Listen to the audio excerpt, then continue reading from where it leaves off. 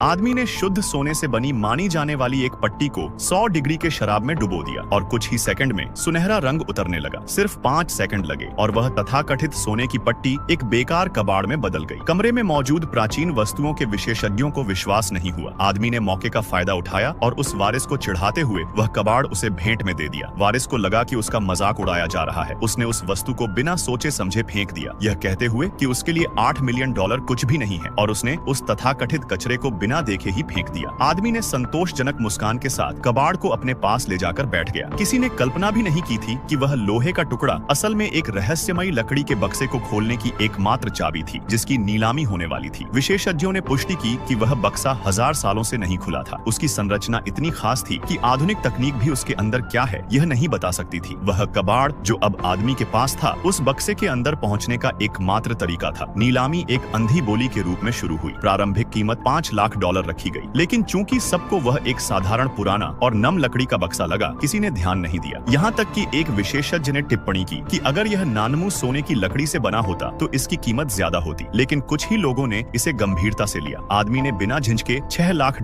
की बोली लगाई, यह मानते हुए कि उस बक्से में खजाना छुपा है। वारिस ने यह सुनकर मजाक उड़ाया और कहा कि वह इसे सिर्फ स्टूल की तरह इस्तेमाल करने के लिए चाहता है, लेकिन आदमी ने पूरे आत्मविश्वास से कहा कि उस बक्से में कुछ अनमोल है। फिर वह खड़ा हुआ और सबके सामने उस तथाकथित कबाड़ को निकाला। यह कोई शाही पदक नहीं था, बल्कि उस बक्से को खोलने की चाबी थी। उसने सावधानी से उसे डाला और जैसे ही उसने हथेली से उसे मारा, तलवार की गूंज पूरे हॉल में फैल गई। आवाज इतनी तेज थी कि कई लोगों ने अपने कान ढक लिए। प्राचीन वस्तुओं का विशेषज्ञ तुरंत मंच पर चढ़ा और उस वस्तु को पहचान गया। यह एक पौराणिक तलवार थी। इसकी न्यूनतम कीमत $10 मिलियन थी। पूरा हॉल स्तब्ध रह गया। वारिस को तुरंत पछतावा हुआ। विशेषज्ञ ने इसे $10 मिलियन में खरीदने की पेशकश की, लेकिन महिला व्यापारी को तलवार से लगाव हो गया था। उसने बिना हिचकिचाए प्रस्ताव ठुकरा दिया। फिर उसने आदमी को धन्यवाद के रूप में $5 लाख का कार्ड दिया। इसके बाद नीलामीकर्ता ने अगली वस्तु पेश की, एक प्राचीन घोड़े की मूर्ति। विशेषज्ञ ने टिप्पणी की कि भले ही यह एक महान कलाकार की लगे, असल में यह एक नकली प्रतिकृति थी। लेकिन उसी समय आदमी ने हाथ उठाया और बिना सोचे खरीद लिया। विशेषज्ञ ने चिल्लाया कि वह पागल है। वारिस ने मजाक उड़ाया, लेकिन उसकी पत्नी ने उसे रोका और कहा कि उस आदमी की किस्मत बहुत अच्छी है, शायद उसकी नकल करना ही सही होगा। वारिस ने भी बोलियां लगाना शुरू कर दिया। कई दौर के बाद कीमत $2 मिलियन तक पहुंच गई, लेकिन वारिस को शक होने लगा। उसे डर था कि कहीं वह नकली चीज के लिए इतना ज्यादा न दे दे। तभी आदमी ने सबको चौंकाते हुए $5 मिलियन